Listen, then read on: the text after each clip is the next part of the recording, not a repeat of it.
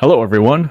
Mike's MMA Picks here with your not necessarily fight morning quick card breakdown show, but we are here on a Wednesday night banging this breakdown show out where we have UFC Vegas 79 and we have a lightweight matchup at the top of the card. We'll be breezing through all of these fights. 6 out of the 11 fights are currently favored to end inside the distance.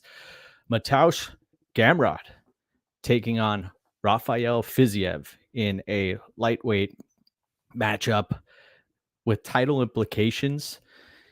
But let's get things started off with the first bout of the evening, ladies, 135 pounders, where we have Tamires-Vidal coming in off of a victory over Ramona Pascual, and she's taking on Montserrat Rendon.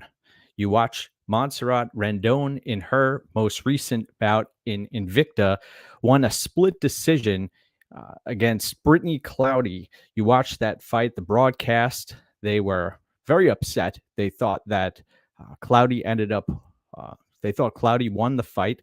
It was a split decision contest. You watch Rendon fight, 34 years of age, no spring chicken. She's a fighter who is going to use her length, her reach.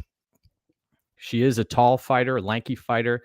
Reminds me of almost James Vick-esque stand-up. She sits and will pump that jab at range, but she doesn't move her head.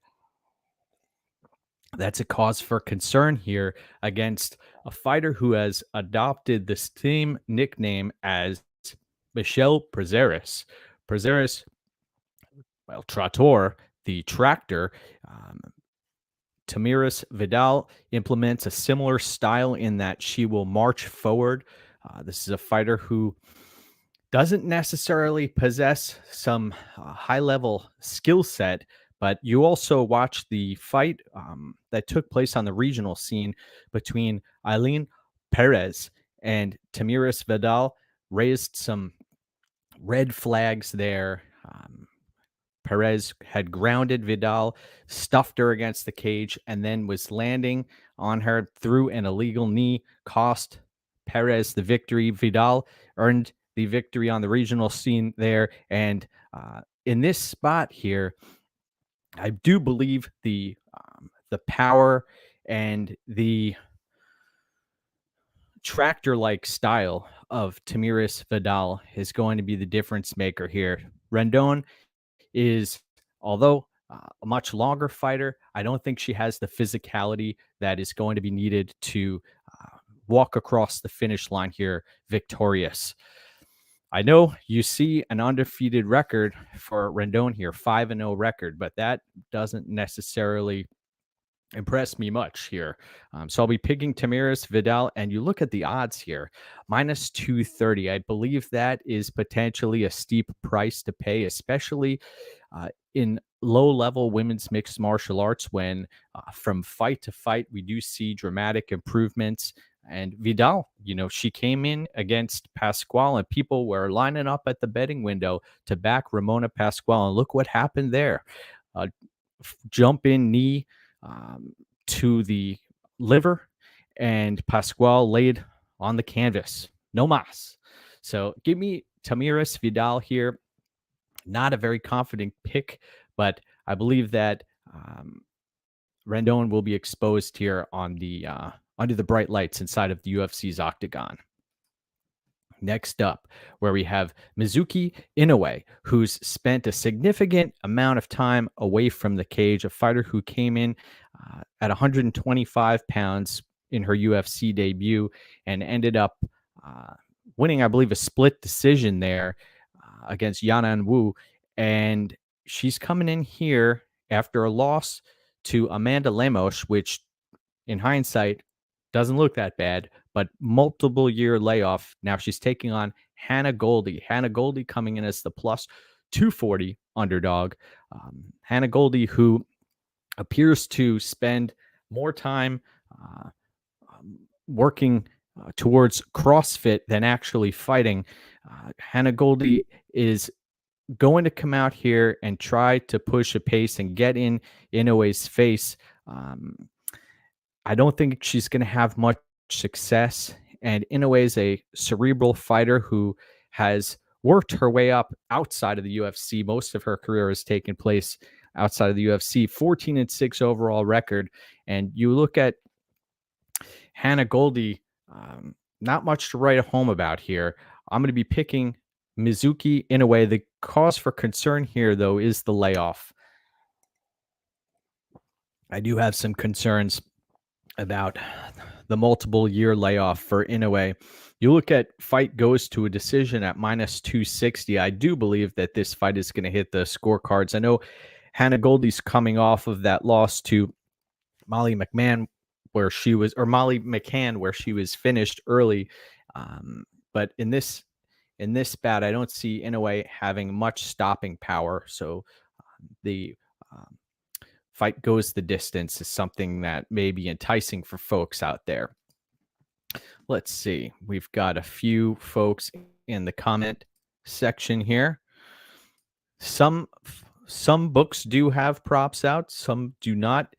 They're slowly starting to flow.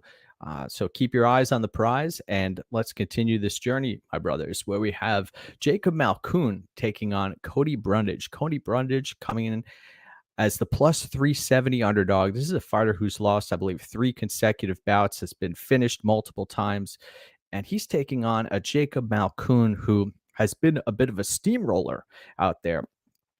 Not to take the namesake from Matt Frivola, but Jacob Malkoun has been running through folks, and Nick Maximov was the latest victim. Now, Malkoun, as we've seen in previous bouts, has shown to be a proficient wrestler on the mat and can push a hellacious pace. That is a cause for concern in regards to Collier-Brundage, who is taking this fight on short notice. I believe that this fight likely will end inside the distance. Collier-Brundage last time out looking horrific, losing a decision to Cedric Dumas, who, wow, that was a bad look for Collier-Brundage there. I believe he jumped guillotine how many times? Somebody remind me in the comment section. That was something that was a real concern. Now, Collier-Brundage, he has come out hot against Tresean Gore and others.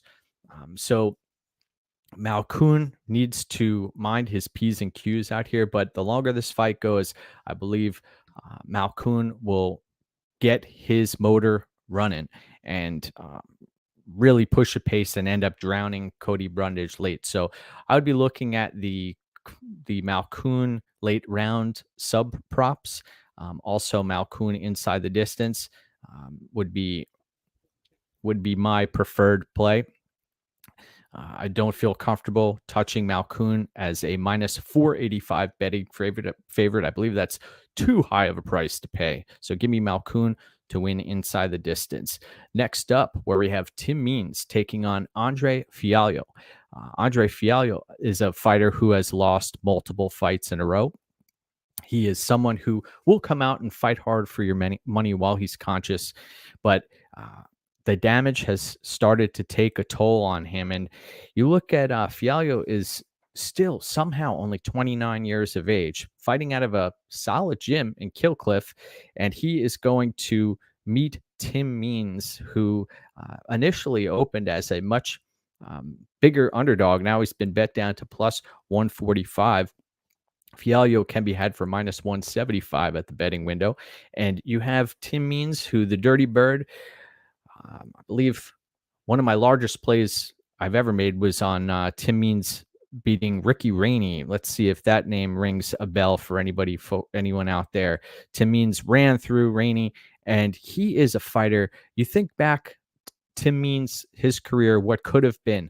Initially, on a UFC Pittsburgh card, Tim Means was supposed to main event against Donald Cerrone.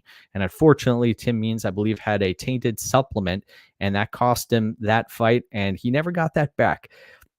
He's wilted under pressure and in big spots, but he's someone who's got very, very crisp boxing, excellent striking, also, I believe he's a wrestling coach in Albuquerque, New Mexico. I remember he ended up losing that fight to um, Rodriguez, D-Rod, in New Mexico. And that was, oh man, he was getting clipped and hit really, really hard. And then I believe he got submitted there.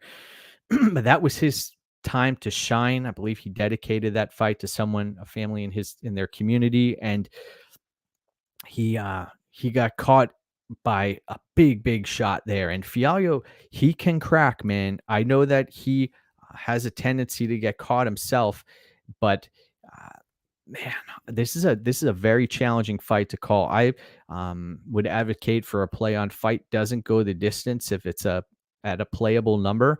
I believe it hasn't been released at some books yet, but just keep an eye on that. In this spot, I believe that Means could come out here, get his boxing going, start finding his range, and then I think that these two guys are going to be trading in the pocket, and somebody's going down. That's what I see happening here. Probably late first round, early second round. I'll be picking Andre Fialio to win. I know this hurts because Tim Means backed him, I believe, against Mike Perry and others throughout the years. He's a hard-nosed, gritty fighter who will stay in the pocket and will trade, and his striking so crisp. Man, tough call, but I'm going to be picking Andre Fialio, and I believe that he is going to win this fight via TKO. I believe that's how this fight ends. Sad to say. And I think that might be the last we see of Tim Means inside of the octagon. But I'll be pulling for Tim. I hope as holding a fight doesn't go the distance ticket, I will be rooting for this fight to end inside the distance. But picking Fialio, rooting for Means. Let's see. I know it's not Saturday. You know what it is with the broken ankle over here. I've had some extra time. Time management is key, and I'll be putting out a lot of content in the near future and over the next couple of months while I recover from these injuries. Let's continue this journey, my brothers, where we have Dan Argetta taking on Miles-Johns in a bantamweight bout that this is a litmus test for both fighters. Dan Argetta, who has been a bit of a overachiever recently, his victory, well, if you want to call it, I call it a victory. It was no contest against Ronnie Lawrence. That was a fight where you saw Dan Argetta was transitioning, had a hold of a choke, and that front choke series, using it to end up in a, I believe, a mount. And then, wow, look what happened there. Ronnie Lawrence looked like he didn't tap, but the ref stepped in. And then you have Miles-Johns here, who's coming off of a victory over Vince Morales, I believe. This is an interesting spot. Miles-Johns, he was at a great gym, I believe, at Fortis, ended up leaving that gym, was with James Krause for a little while, and everything went down there. So you watch Miles-Johns, still only 29 years of age, but in my opinion, it seems as though, although Miles-Johns appears to be in great shape for this bout, you look at the Instagram and you listen to his interviews, it seems like he's ready to go. But in my opinion, he may have already peaked in his mixed martial arts career.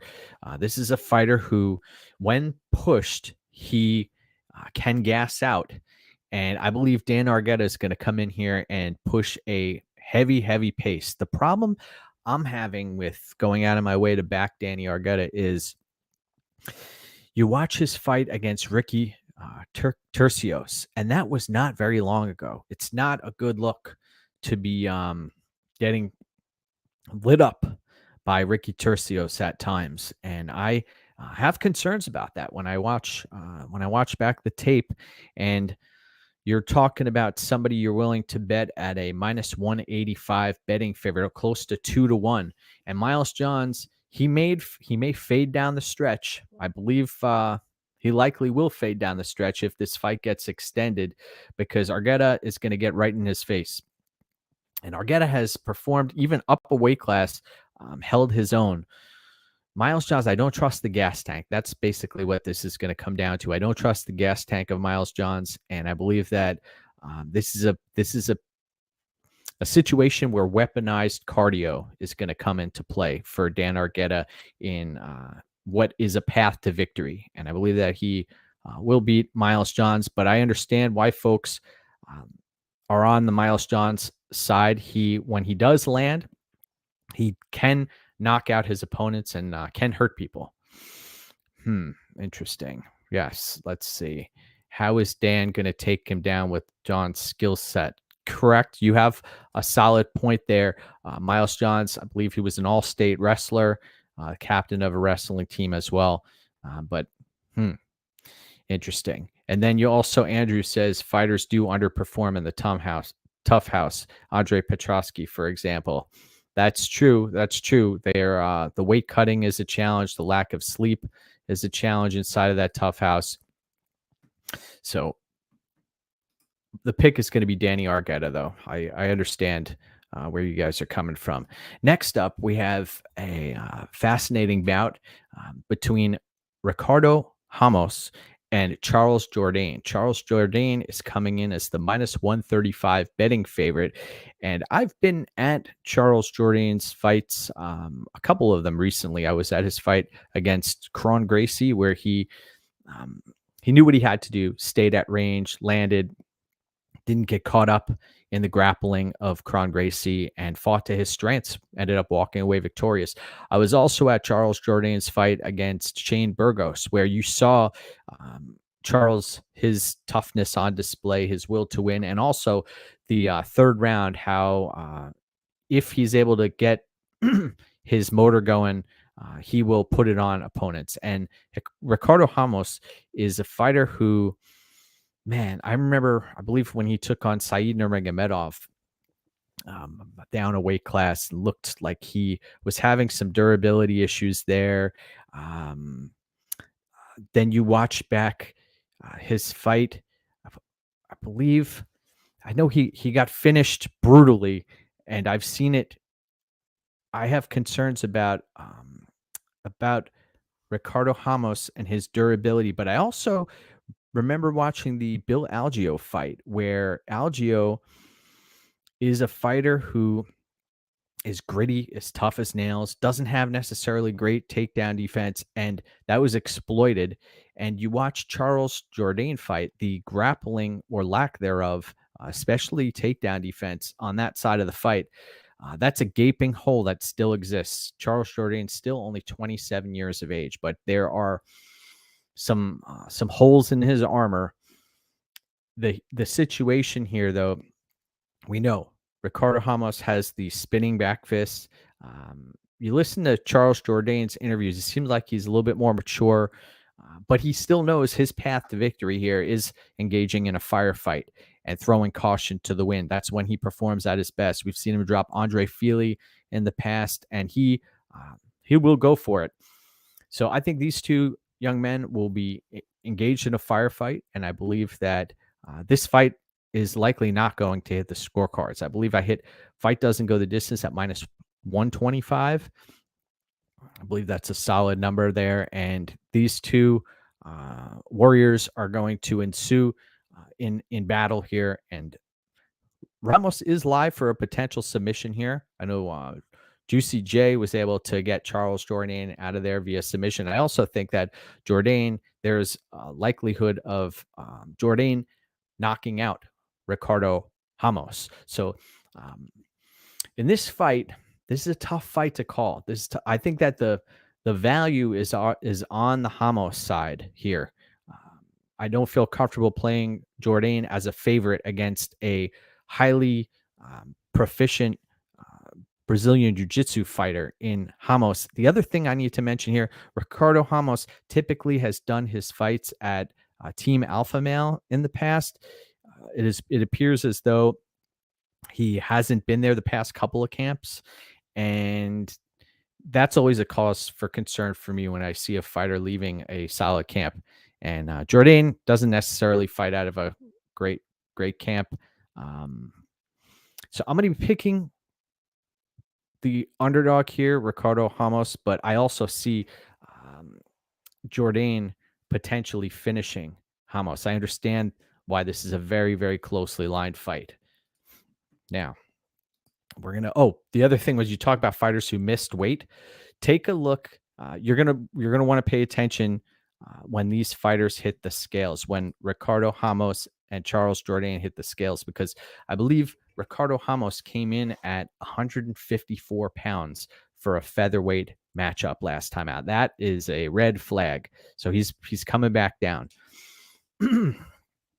That fight, I believe, was pulled against Austin Lingo last time out. Now, we've got a number of comments here. Andrew likes the minus 125. Fight doesn't go the distance. Lock. Shadia's Jourdain. I feel you there. I understand where you're coming from. Jourdain by sub was plus 1,200. Yes, he guillotined Venata. I remember that. Let's talk Bryan Battle versus AJ Fletcher.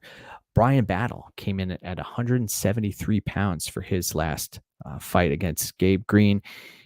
Tipped the scales, was overweight, and looked horrific. He had looked like one of the worst weight cuts one could have, yet he starched Gabe Green. Gabe Green tried to swarm Bryan Battle and paid for it dearly.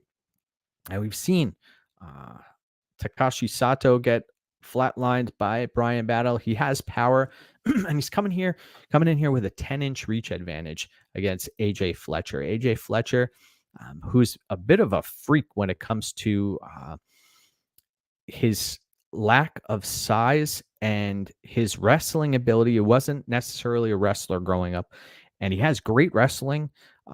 If he's able to reach you and land, he has hellacious power, and he will go for it. And he's also really tough, AJ Fletcher. The problem is he tends to blow himself out in the first round and a half.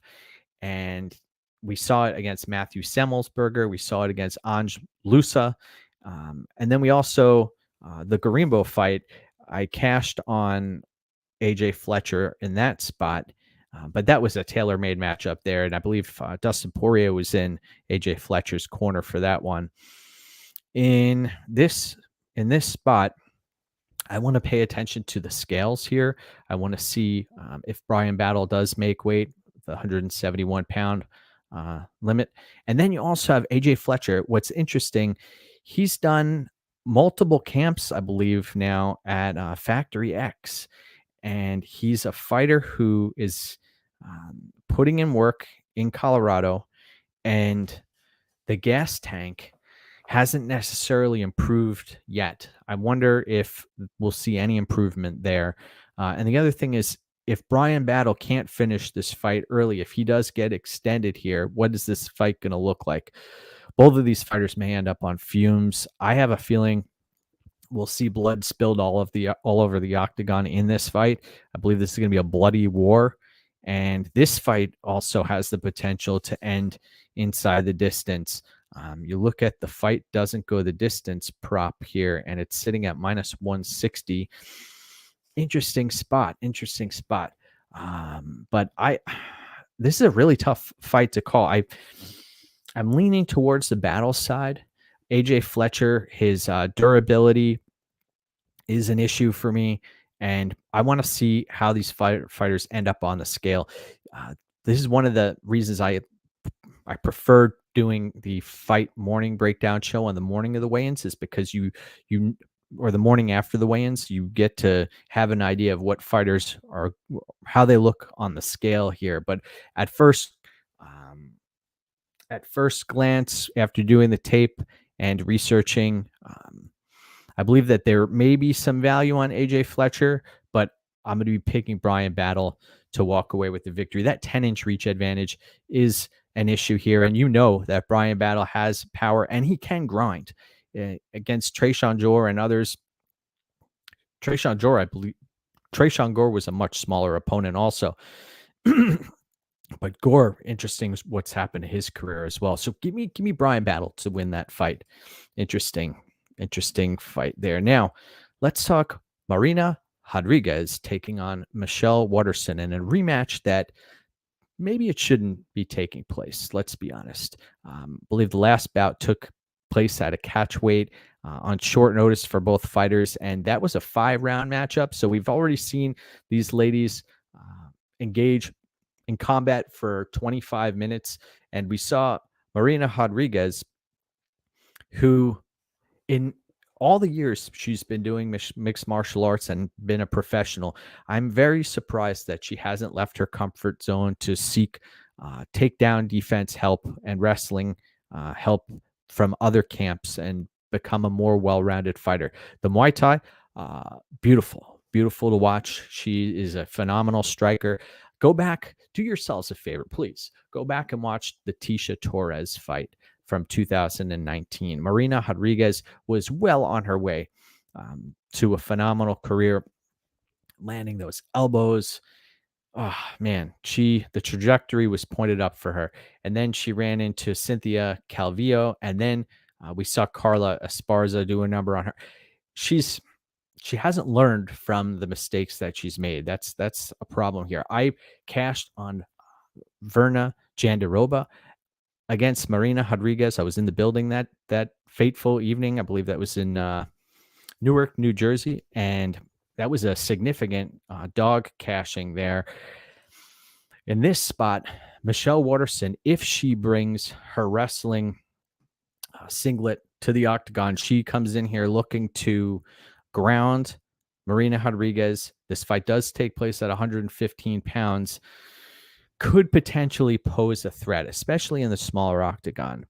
Am I going to bank on that? No. Especially when you consider the age of these fighters. I believe Mitchell-Ige is 37 years of age, and you have Marina Rodriguez, who's 36. So both of these ladies are nearing the tail end of their respective careers.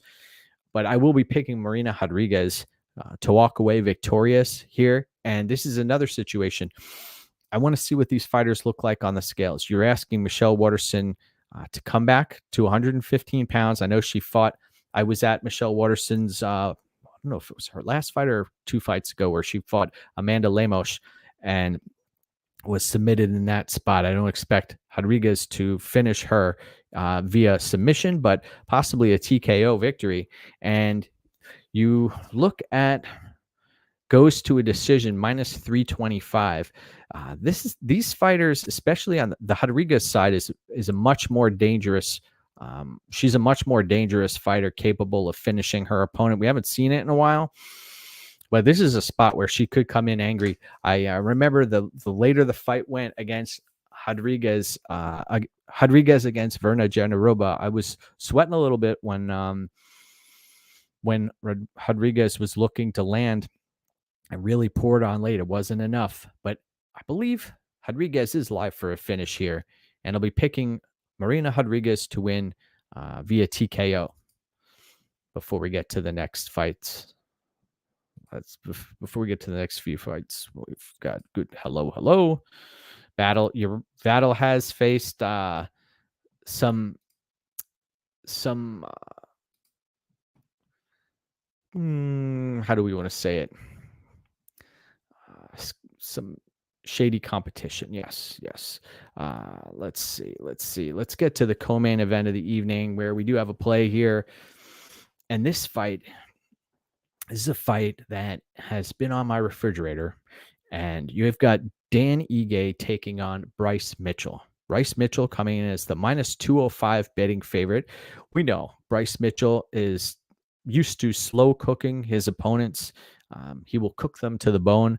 But also, Bryce Mitchell doesn't necessarily possess the most conventional, crisp striking. He typically feeds off of folks banking on the fact that he's going to come in here and wrestle. And Edson Barbosa did that and ended up getting dropped. I was on Bryce Mitchell against Edson Barbosa. I'm looking back here.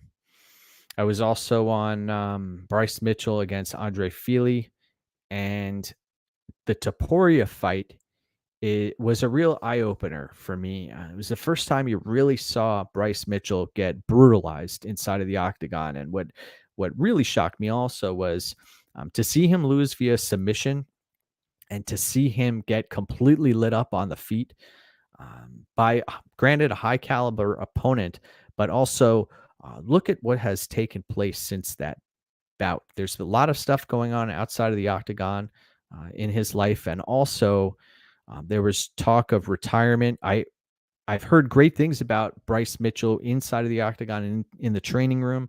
I believe Aljamain Sterling was speaking very highly of his grappling at one point, and he even, I believe, put in some work at Serra-Longo at one point for a short stint. So Mitchell, we know if he's able to drag the fight to the mat and establish top control or even find the back, it's a dangerous spot. And he's taking on Dan Ige here, who's coming in as a plus 170 underdog. And Dan Ige is a fighter who this fight's in his near his home gym, Extreme Couture. He's a fighter who is going to fight tooth and nail for your money. Granted, he has lost to high-level grapplers in the past. Movsar Evloev has been a fighter who took him out. The fight against Korean Zombie, that was a fight that was a cause for concern for me when it comes to his grappling. The Calvin Kattar fight, you saw he took a beating, but he was in there until the final bell, throwing caution to the wind. I cashed on Dan Ige against Nate Landwehr, against Damon Jackson, against Edson Barbosa. And this is a fight here where I believe you have Dan Ige, who is going to be looking to land the much more accurate strikes, the much more powerful strikes. And also, he's a very stout individual who, if you can't get him to the mat, you have your hands full, and he's not going away. Dan Ige will not go away.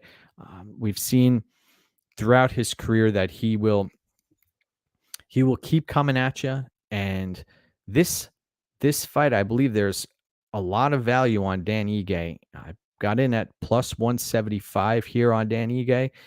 And Mitchell, a few red flags. The striking, there's a massive discrepancy here. Dan Ige is the much better striker. The cardio, I believe that if this fight does end up turning into a bit of a war and it's on the mat, they're back on the feet, it's on the mat, I'm not sure if Bryce Mitchell has that cardio to go deep anymore at this stage in his career, coming off of that brutal loss to Ilya Topuria. There are some question marks here. Damon Jackson, we saw what he was willing to go through in his last bout. And you saw Dan Ige land that left hand in the pocket, and it dropped. It was a walk-off knockout in that spot. It wouldn't shock me to see Dan Ige win this fight inside the distance. Dan Ige, 17-6 overall record. He's taken his lumps in the past. This fight's expected to go to a decision at minus 190, but I believe that there is value here on Dan Ige. Bryce Mitchell, I know he's 15-1. I believe he took a loss to Brad Katona in the Tough House at one point. Man, what can you say? What can you say? I am going to be picking Dan Ige in this matchup, and I am taking a look here while I have a minute. Brad Katona. I know that you talk about somebody who, I believe Katona won the Ultimate Fighter twice, and I'm glad that he's back in the UFC. How'd you like to see a rematch between those two guys? Yes. Bryce Mitchell lost to Brad Katona via third round rear naked choke in the Tough House. Wanted to just double check and confirm that. I'm going to be picking Dan Ige here to walk away victorious, and I believe we're getting some value on that ticket. So let's talk main event of the evening. But before we do that, let's see what we got here. I think we missed the Collier-Usman fight. Let's get back to that. Good point. You know what it is? I'm looking through these comments, and I that was an oversight on my part. Let's see. 1, 2, 3, 4, 5, 6, 7, 8, 9, 10. Yes. All right. Let's talk Muhammad Usman against Jake Collier. Muhammad Usman coming in as a significant favorite here, hitting, I believe, minus 140 or minus 150. Let's take a look at the current odds here. Let's see what we got. All right. Minus 150, minus 157. I see minus 142. So the odds are moving around. And you have Jake Collier, who is sitting at plus 125 at the betting window. Muhammad Usman, what can you say? I believe that the odds that we are looking at here are partially indicative of the namesake of Muhammad Usman, Kamaru Usman's older brother, 34 years of age. Let's see. Hang on 1 second. Let's see. Bear with me. The PFL fight for Muhammad Usman, that was the biggest red flag for me. The Brandon Sales fight was something that really, really stood out. He was brutalized in that matchup. And let's get over here. So we've got the younger brother. I've corrected myself here. Kamaru is now 36 years of age, and Muhammad is 34. Muhammad is looking to come out here and throw caution to the wind. A fighter who can get blown out of the water. The striking defense of Muhammad Usman, we'll talk both sides of the fight, but the striking defense of Muhammad Usman is a real cause for concern. His lack of head movement, he throws punches with his arms, and he's got a massive frame. Looks the part. Very muscular fighter, but there isn't much to write home about. Junior Tafa, I know that fight went the distance, right? But the fight against Junior Tafa was something that was one of the sloppiest heavyweight fights I've ever seen. And the Zach Pauga win, he, I believe, landed a left hand there, ended up dropping Pauga and landed a hammer fist on him. Didn't show me much there. The gas tank is a real issue for Muhammad Usman. The lack of striking defense, major concern. The fight IQ of Muhammad Usman, major concern. And then on the other side of the fight here, you have Jake Collier, who maybe one of the lower level heavyweights, but as far as skill goes, he's got solid, crisp striking. He's very fleet of foot. He gives up on himself often. He is a bit of a fish off his back. So if he gets stuck on the bottom against Usman, that is a major concern. Looks like he lost a significant amount of adipose tissue in the lead up to this fight, as evidenced by his Twitter photos that were posted recently. This fight, I believe that Jake Collier should be favored in this matchup. And I do not trust either fighter, but if you're hanging a plus 135 ticket on Jake Collier and he comes into this fight in shape, then I'm willing to back Jake Collier here, risking a half a unit. And then also, I did notice that the fight doesn't go the distance props that were out. This fight was currently sitting at minus 130. Fight doesn't go the distance. So I believe that was a solid line there. This fight, I think it's not going to hit the scorecards. And if it does, there's a chance that Collier walks away with the victory. So I'm going to be picking Jake Collier there.